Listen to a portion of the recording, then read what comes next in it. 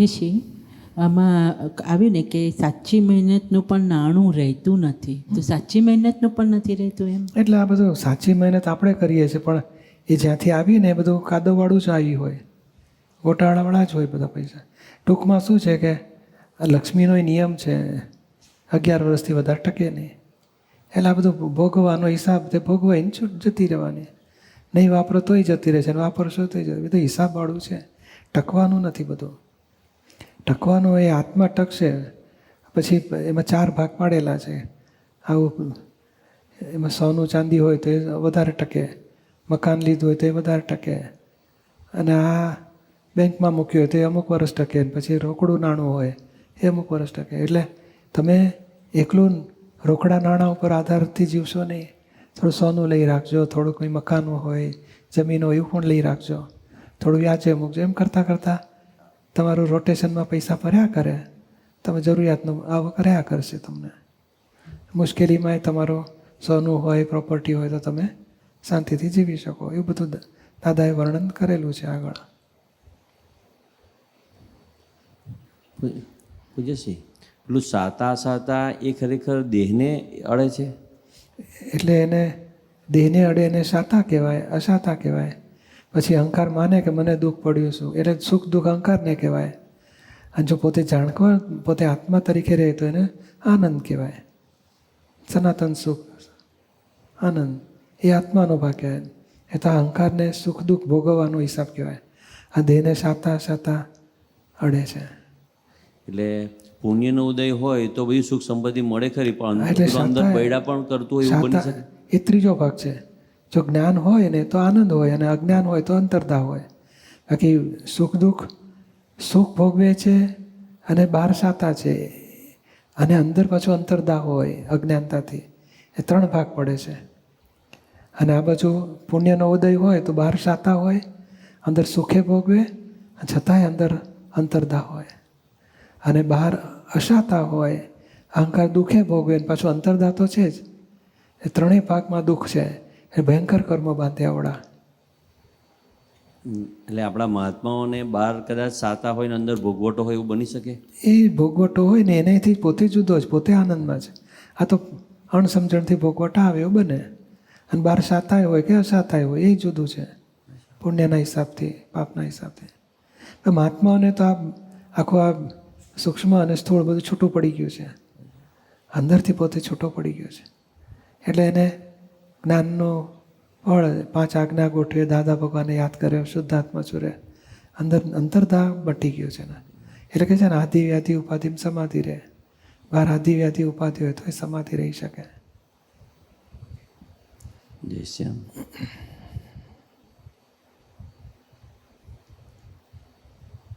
Heading: Lakshmi તો ચલતી ભલી. આ તો પૂરણ ગલન સ્વભાવનું છે. જેટલું પૂરણ થયું એટલું પછી ગલન થવાનું. પેજ 57. ગલન ના હોત ને તોય ઉપાધિ થઈ જાય, પણ ગલન થાય છે એટલે પાછું ખવાય છે. આ શ્વાસ લીધો એ પૂરણ કર્યું, એ ઉચ્છ્વાસ કાઢ્યો એ ગલન છે. બધું પૂરણ ગલન સ્વભાવનું છે. એટલે અમે શોધખોળ કરી છે કે ભીડ નહીં ને ભરાવોય નહીં. અમારે કાયમ લક્ષ્મીની ભીડેય નહીં ને ભરાવો પણ નહીં. ભીડવાળા સુકાઈ જાય અને ભરાવાવાળાને સોજા ચડે. ભરાવો એટલે શું કે લક્ષ્મીજી 2-3 વર્ષ સુધી ખસે જ નહીં. લક્ષ્મીજી તો ચલતી ભલી, નહીં તો દુઃખદાયક થઈ પડે. લક્ષ્મીજી ચાલતી ભલી, દુઃખદાયી થઈ પડે. એટલે આ પૂરણ થાય છે ને પછી 6 દાડા સુધી સંડાસ જ ના થાય, અને રોજ ખાયા કરતો તો શું થાય? મુશ્કેલી પડી જાય. એટલે આ કુદરતી નિયમ છે. પૂરણ જેટલું કર્યું હોય રોજ ગલન થયા કરે, પાછું ખવાયા કરે. એવું આ પૂરણ ગલન, આ બધી ક્રિયાઓ પૂરણ ગલન સ્વભાવને, અને ભાવ બધા ગુણાકાર ભાગાકારના, અને પોતે 3જા ભાગમાં છે. એ ભાગની જાગૃતિમાં રહેવાનો છે. આ ગુણાકાર ભાગાકારને ન્યુટ્રલ કરતા જાઓ અને પૂરણ ગલનનો નિકાલ કરતા જાઓ. હેડિંગ: ભીડ નહીં ભરાવો નહીં. અમારા ગામમાં અમને સત્સંગ માટે ભીડ એટલે છે ને મુશ્કેલી પડ્યા કરે. રોજ 10ની જરૂર હોય તો એની પાસે 5 જ હોય, એટલે મુશ્કેલી પડે. 100ની જરૂર હોય તો 50 જ હોય બિચારા પાસે. પછી તકલીફ પડે. એટલે ભીડ પડી કહેવાય પૈસાની. ભરાવો એટલે એને 100ની જરૂર હોય તો 1000 હોય એની પાસે, 1000ની જરૂર હોય તો લાખ પડ્યા હોય. તો એ છૂટવાળો એટલી બધી છૂટ છે ને, ક્યાં વાપરવા મુશ્કેલી પડે ને. એટલે ભીડ એને નહીં ભરાવો નહીં. જેટલી જરૂર હોય એટલું આવ્યા કરે અને વપરાયા કરે. પછી વધારે જરૂર હોય તો વધારે આવે, વધારે વપરાય. ઓછી જરૂર હોય તો ઓછું આવે, ઓછું વપરાય. એ ઉત્તમ કહેવાય. ભીડે નહીં ને ભરાવો નહીં. પછી અમારા ગામમાં અમને સત્સંગ માટે બોલાવેલા. તે ત્યાં અમે સત્સંગ કરતા હતા. તે એક ભાઈ ગામના ખરા ને તે પિતરાય થાય, તે આડું બોલે. એવું બોલ્યા કે તમે નીચે દબાવીને બેઠા છો, મોટી રકમ ખૂબ દબાવીને બેઠા છો. તે હવે સત્સંગ નિરાંતે થાય જ ને. હું સમજી ગયો કે આ પિતરાઈના ગુણથી બોલ્યો છે, એને સહન થાય નહીં ને. પછી મેં કહ્યું કે હું શું દબાવીને બેઠો છું તે તમને શું ખબર પડે? બેંકમાં શું છે તે તમને શું ખબર પડે? ત્યારે કહે છે, અરે દબાવ્યા વગર તો આવું નિરાંતે સત્સંગ થાય જ સી રીતે? મેં કહ્યું કે બેંકમાં જઈને તપાસ કરી આવો. મારે કોઈ દાડો ભીડ પડી નથી ને ભરાવો થયો નથી. લાખ આવતા પહેલાં તો કંઈ ને કંઈ બોમ્બ આવે ને તે વપરાઈ જાય, એટલે ભરાવો તો થતો જ નથી ને કોઈ દાડો અને ભીડ પણ પડી નથી. બાકી કશું દબાવ્યું કર્યું નથી. કારણ કે અમારી પાસે ખોટું નાણું આવે તો દબાય ને, એવું નાણું જ ના આવે તો દબાવે સી રીતે? અને એવું આપણે જોઈતું પણ નથી. આપણે તો ભીડ ન પડે અને ભરાવો ના થાય એટલે બહુ થઈ ગયું. ભરાવો થાય તો બહુ ઉપાધિ થાય. પાછા બેંકમાં મૂકવાનું. જો આ પૈસા વધ્યા એની ઉપાધિનું સ્વરૂપ દાદા વર્ણન કરે છે. વાંચીએ. પાછા બેંકમાં મૂકવાનું ને બધી ઉપાધિ. પાછા શાળા આવે કે તમારી પાસે તો ઘણા બધા રૂપિયા છે, તે 10-20 હજાર આપો.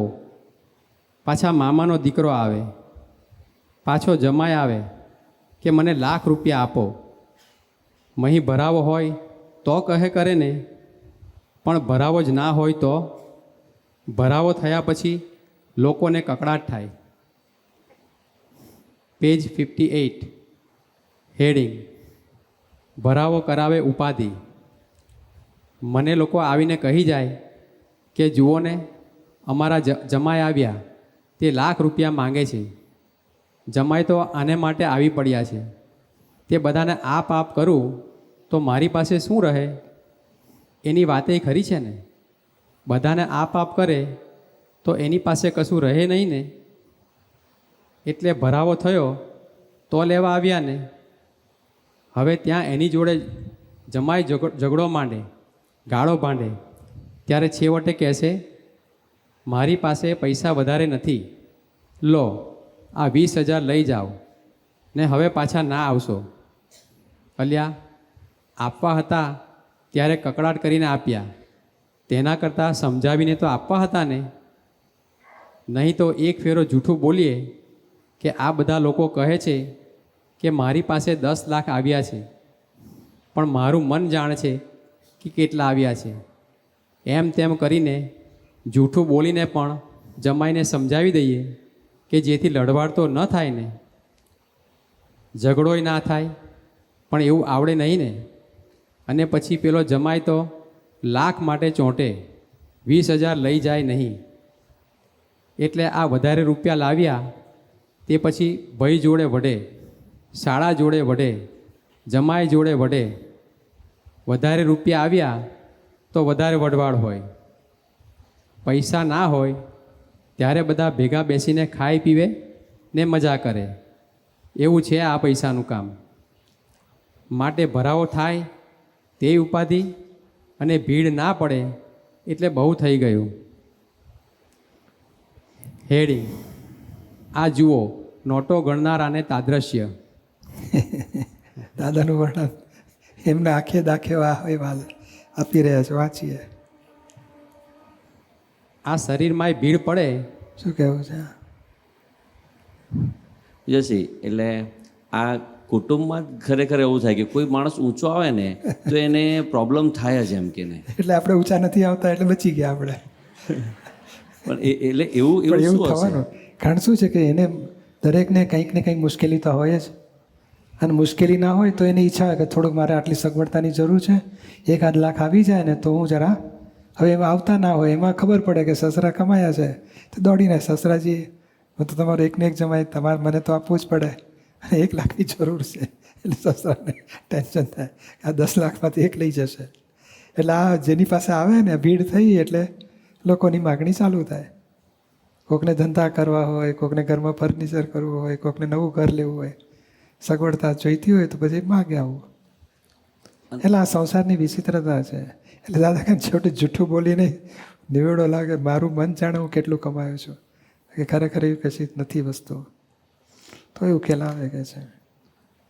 અને એક બીજું પણ એવું હોય કે આમાં આ તો પટેલોમાં કેવું કે ભાઈ પેલો ઊંચો આવ્યો હોય અથવા માંગવા ના આવે પણ આને કંઈક ખોટું કર્યું હશે કે. હા એવું બધું જો ને આક્ષેપ આપ્યો જ ને તો પૈસા દબાવીને બેઠા છો એટલે સત્સંગ કરો જ નિરાતે. એટલે એવું કેમ એમ આવું હોય જ એમ કે સેજ પણ ઊંચો આવે ને એટલે સફળતા ઉપર જલસ થાય ને. અને આને હોય ને હું સફળ થયો, કેટલો સરસ હું હોશિયાર છું, એટલે પહેલાં જલસ થાય આની ઉપર પછી. એટલે આ સંસારની વિચિત્રતા છે. આપણે કોઈ ખરેખર જે પૈસા આવે છે ને ત્યારે અહંકાર ના કરવો જોઈએ કે હું હોશિયાર છું, કેટલું કમાઈ શક્યો છું. ત્યારે આમ જ આ પુણ્યથી આવ્યું છે અને હિસાબ પૂરો કરીને જશે મારો, મારે તો સંભાવમાં રહેવું છે. અને જતા રહે તોય સંભાવમાં રહે, ને આવે તોય સંભાવમાં. જેટલો અહંકાર નહીં કરે એટલી ઈર્ષા, દેખાય, બધું દ્વેષ, તેજો દ્વેષ કહેવાય, એની સારી વસ્તુ પર જલસ થાય માણસને. એ બધું ના થાય પછી આપણે જેટલો અહંકારમાંથી ઉતરી જઈએ તો. બાકી આ થવાનું, આ માણસની બુદ્ધિ આવી હોય, સારું દેખી ના શકે, અદેખાઈ ઉત્પન્ન થાય, ટોણાય મારે. એટલે આપણે ઊંચા આવીએ ને જો અહંકાર ના કરીએ તો ખરેખર એ પછી ધીમે ધીમે ટાળું પડી જાય. કે આપણે આને આપણો હિસાબ હોય તો બોલે ખરા, પણ પાછી આપણે રિએક્ટ ના થવું છે, સમજવું જોઈએ કે ભાઈ આ હિસાબ આવ્યો છે, આપણે સંભાવે નિકાલ કરો, છૂટવા નથી. પૂછ્યું છે આમાં જે દાદા કહે છે ને કે ખોટું નાણું હોય તો દબાય ને, પછી એવું બીજું પણ કહે છે કે 1945 પછી એટલે નાણું પછી બહુ ખોટું, પછી ખોટું નાણું બહુ વધ્યું અને એટલે આટલી બધી તુને તો લક્ષ્મી હોતી હશે એમ. એટલે કંઈક કનેક્શન દાદા કરે છે કે આ લક્ષ્મી જે વધારે ખોટા નાણાં અને આટલી બધી લક્ષ્મી દેખાય. આમાં આગળ પણ કહે છે કે આટલું બધું તો આટલી બધી 1 મિનિટ પણ જબરજસ્ત ચોગડદમથી બધા ફર્સ્ટ ક્લાસ સંગ હોય પણ અંતરદા ચાલુ હોય, 1 મિનિટ પણ રહેવાય નહીં. આટલા બધા પૈસા હોય પણ અંતરદા એનો ચાલુ હોય, સંસારમાં જબરજસ્ત પુણ્ય પણ અંતરદા સમજતો નથી. એટલે આજે ખોટું નાણું અને લક્ષ્મી ખૂબ વધી છે, એને અત્યારે દેખાય તો છે જ, પણ એ એટલે શું દાદાને કંઈક દેખાય છે જબરજસ્ત પડે છે. ખોટું નાણું આવવું, ખોટું ને સાચું એક ભાગ છે. એ આપણે નાણું આવ્યું એવું સમજો ને. જેટલો બરકત વગરનો થાય, એટલે શું બરકત એટલે શું, અહંકારના જે આગ્રહ, દુરાગ્રહ, પકડો, કુટુંબની ખાનદાની, આબરૂ ને ધર્મને પકડો, બધું અહંકાર જેટલા ભારે હતા ને એ અહંકારને લક્ષ્મીને વેર થોડો. એટલે અહંકાર હવે મોહમાં વળ્યા છે બધા. એટલે અહંકાર, આગ્રહ, દુરાગ્રહ, પકડો છૂટ્યા એટલે મોહમાં વળ્યા.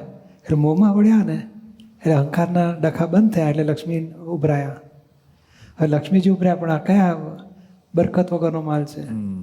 એટલે પછી લક્ષ્મીજી આવે ખરા, વાપરવાનું ભાન ના હોય, સાધમાં કે કેવી રીતે વાપરવા, મોજ મજા અને મોંમાં ખલાસ થઈ જાય બિચારા.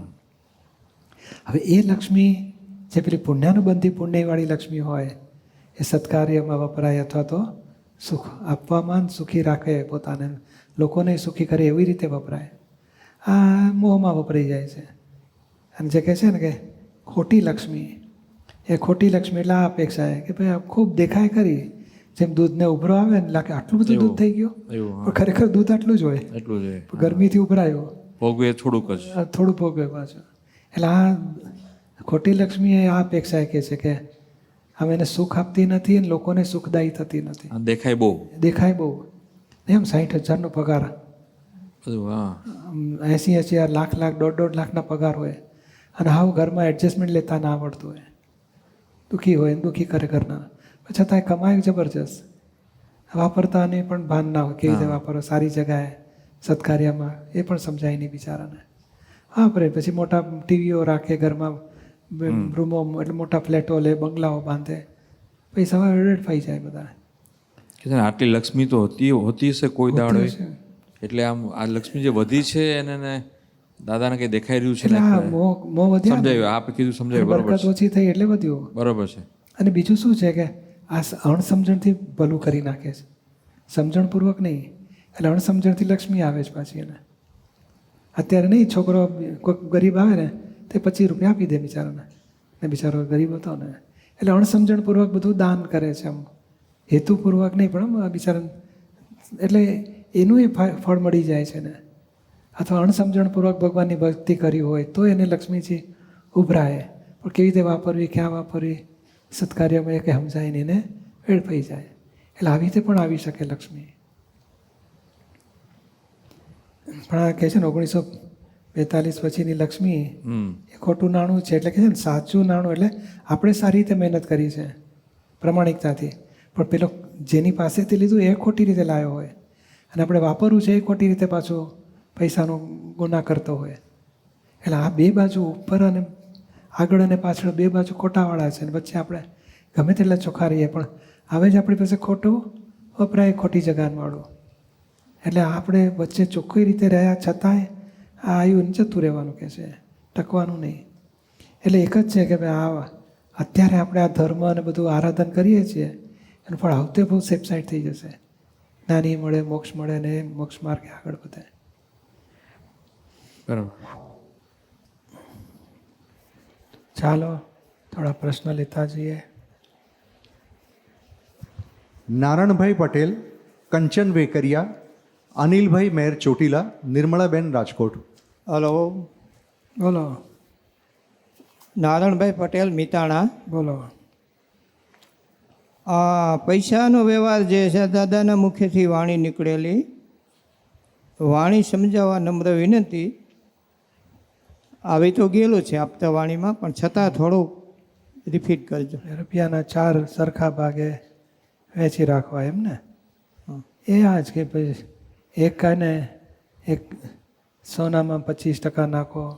પહેલાંના જમાના શેઠિયા એવું કરતા હતા, ₹1,00,000 મૂડી હોય તો 25,000 સોનું લઈને મૂકી રાખે, 25,000 જમીન ઘરમાં નાખે, 25,000 બેંકમાં વ્યાજમાં મૂકે, ને 25,000માં ધંધો કર્યા કરે. ધંધામાં પ્રોફિટ થાય નથી, ઘર ચલાવ્યા કરે. જરૂર પડે તો ધંધામાં પાછું 5,000ની જરૂર પડી તો લઈ આવે બેંકમાંથી ક્યાંકથી. પહેલે 3 જગ્યાની મૂડી નહીં વાપરવાની, 5 નયા લાવીને 5 ચૂકવે, એમાં કમાણીમાંથી ધીમે ધીમે હિસાબ ચૂકવતા જાય. આ 4 ભાગ પાડતા, જેમ 4 પાયા હોય ખાટલાના તો માણસ સલામત. 4 ભાગ પાડે એટલે આખી જિંદગી પૈસાની ખોટ ના જાય. એવું એનું જીવ. આ રૂપિયો કેવો છે? સ્થાવર જંગમ. આ જંગમ રૂપિયો અરે રોકડો રૂપિયો હોય ને એની 11 વર્ષની લાઈફ, 11 વર્ષે બદલાઈ જાય. આ સોનું હોય તેમાં 50 વર્ષ સુધી વાંધો ના આવે, ઘરે 50 વર્ષ સુધી વાંધો ના આવે, તૂટે ફૂટે નહીં. અને બેંકમાં રાખ્યું હોય એ થોડો વખત સરસ મળ્યા કરે, વ્યાજ મળ્યા કરે. એટલે આ વિભાજન આવું કરવાથી આખી જિંદગી પૈસાની મુશ્કેલી ના પડે શેઠિયાઓને. આપણી પાસે છે કે મોટું નાનું? પાપ અને પુણ્યની લિંક માટે થોડીક વાત કરો. જે મૂડી રહી આપણી પાસે તો એ માટે થોડીક. એ પાપનો ઉદય હોય તો ધાર્યાથી ઊંધું થાય, એનું નામ પાપનો ઉદય. સફળતા ના મળે, નિષ્ફળતા મળે, પૈસા ના રોકવા જાય તો ઉલટન ધોવાઈ જાય, બધું પૈસા જતા રહે ને ધંધોય બેસી જાય, એ પાપના ઉદય કહેવાય. અને પુણ્યના ઉદય એટલે ધાર્યા પ્રમાણે સફળતા મળે, ઈચ્છા ઊભી થાય ને પણ ફળ મળે ને સારા, એ પુણ્યનો ઉદય છે. પુણ્યમાં પછી સફળતા મળે, પૈસા નાનકડી રકમ રોકી હોય ને તો ઘણા બધા પૈસા ઉપજે ને, એ પુણ્યનું ફળ છે. એટલે પુણ્ય પાપથી આખી જિંદગી જન્મ્યા ત્યારથી મરતા સુધી પાપ પુણ્યના ફળ ભોગવવા માટે જીવન છે. આ નવું પાપ પુણ્ય ના બંધાય એવો પુરુષાર્થ કરવાની છૂટ છે. બરાબર. જય જય સચિદાનંદ. સચ્ચિદાનંદ. અનિલભાઈ મેર, નિર્મળાબેન, સાગર ડોબરિયા, ઇન્દુબા જાડેજા, રાજકોટ. હલો, જય સચ્ચિદાનંદ પૂજ્યશ્રી અનિલ મેર ચોટીલા. બોલો. પૈસાનો વ્યવહાર પાના નંબર 44માં હેડિંગ છે આવન જાવન હિસાબ સરજ. લક્ષ્મી તો હાથનો મેલ છે, એ તો નેચરલ આવવાનો જ. તમારે આ સાલ 5,705 રૂપિયા અને 3 આના એટલો હિસાબ આવવાનો હોય ને, તો હિસાબની બહાર કોઈ દાડો જતું નથી. અને છતાં આ વધારે આવતા દેખાય છે, એ તો પરપોટાની પેટે ફૂટી પણ જાય, પણ જેટલો હિસાબ છે એટલો જ રહેશે. તો આપણે આ મહાત્માઓ અમુક અનુભવ કહેતા હોય કે દાદાની સેવા કરવાથી ને આત્માનું કરવાથી આ લક્ષ્મી વધે, તો એ પરપોટા પેટે કે ના ના, એ તો પેલી હિસાબવાળી છે એ જ આવે છે. આ બધું નિમિત્ત નૈમિત્તિક છે. ગયા ભાવમાં સેવાનો ભાવે હોય એટલે આ ભાવમાં સેવાય થાય. સેવાના બાય પ્રોડક્શનમાં પાછું કર્મફળ પરિણામ રૂપે લક્ષ્મી આવે. અને એ લોકો દોડીને સત્સંગમાં આવે, સત્સંગમાં ભગવાન માટે સિમંદર સાહેબ માટે વાપરે, જ્ઞાનદાનમાં વાપરે, એટલે પાછી લક્ષ્મી સારા કામમાં વપરાયા કરે. એટલે પુણ્યનો બધી પુણ્યનો હિસાબ જેવું થાય બધું. છતાંય અંદર શુદ્ધાત્મા થયા એટલે એને કંઈ પુણ્ય કમાવું નથી, પણ આ સુખ આપનારી લક્ષ્મી બન્યા કરે. પરપોટા જેવી નહીં થાય, તમે ચિંતા ના કરશો. ઓલું અડધી તપેલીનું દૂધનું ઉદાહરણ આપે ને કે ઉભરાયું ઉભરાવાથી આખી થાય, તો એમ કે હિસાબમાં તો દૂધ અડધું જ છે, તો આમ લક્ષ્મી આપણે હિસાબમાં તો હોય એટલી જ હોય. તો આપણા સેવા કરીએ એનું ફળ આવ્યું પાછું, પણ હિસાબવાળી હોય તે જ આવે પાછી. એટલે બરાબર આપણે હિસાબ સમજો ને કે હિસાબ હતું તે આવ્યું મારું. આવું જોઈન્ટ જ થયેલું હોય. કર્મ બીજ સાથે કર્મફળ અને કર્મફળ સાથે કર્મફળ પરિણામ બધું કનેક્શનમાં હોય. અને ઓલું કહે ને કે દાદા ભગવાનના 1 કલાક અસીમ જય જય કરાય તો પૈસાના ઢગલા થાય, તો એ હું આગળના આપણા પૈસા હોય એ પાવે કે નિમિત્ત હોય છે કે આ દાદાનું નામ લેવાનું નિમિત્ત બને, એના અંતરાય તૂટવાનો હિસાબ હોય અને પેલી બાજુ લક્ષ્મી આવવા માંડે. એને લાગે મેં દાદાનું નામ લીધું એટલે આવ્યા, પણ એનું આ નિમિત્ત બનવાથી એના અંતરાય તૂટ્યા, લક્ષ્મીજી આવ્યા. એવું બની શકે. અને પૂજ્યશ્રી મજિયારો કોને કહેવાય? મજિયારો એટલા બધા ભાઈઓ બહેનોને બધું વહેંચીને મજિયારાને એટલે ભેગવી મિલકત એને મજિયારું કહેવાય છે. એમાં પછી વિભાજન કરે, પોતે પોતાનો ભાગનું પછી કોક ઓછું વધારે પડાવે, એના ઝઘડા ચાલ્યા કરે સંસારમાં. તો મજિયારો ખાવાના શું જોખમો? હે મજિયારો વધારે લે તો એનું જોખમો શું? એ જોખમો એટલે શું છે કે આ ભાવમાં વધારે લે છે ને એ ગયા ભાવનો રાગ દ્વેષના હિસાબનું ફળ છે. અંદર ખુશ થાય છે તો આવતે પછી એના ભાગનું જતું રહેશે ને તે રડશે. જેટલો ખુશ થાય છે વધારે મળવાથી એટલું વધારે જતું રહેશે, એટલો દુઃખી થશે. એ હિસાબ ભોગ્યા આગળ છોડશે નહીં. ત્યારે કે ને પાપનું પૂરણ કરો છો, એ ગલન થશે ત્યારે દુઃખો પડશે બરોબરના. હવે માનો કે 3 ભાઈઓ હોય, બધા ભેગા રહેતા હોય અને રસોડું ભેગું હાલતું હોય અને બધા પોતાના ઇન્કમમાંથી રસોડાનો ખર્ચો દેતા હોય અને કોઈક અમુક વધારે કમાતા હોય ને નોખું ડેવલપ કાંઈક કર્યું હોય, તો એ એમ કે મંજિયારો કહેવાય કે શું કહેવાય? ઓમ ભેગા બધા રહેતા હોય. એટલે હવે પોતપોતાનું લેવા દો ને, આપણે આશા નહીં રાખવાની કે હવે આમાં થોડું નાખે. એ સરસ, આપણે ઘર ચાલે છે ને ચાલવા દો, અને એનું વધારાનું કામ કરીને સેવિંગ કરતો હોય તો કરવા દો. જય સચિદાનંદ. કોઈ બાબતે કકડાટ કરવા જેવો નથી. પોતપોતાની પુણ્યનું બેંક બેલેન્સ ભોગવે છે દરેક. જય સચિદાનંદ.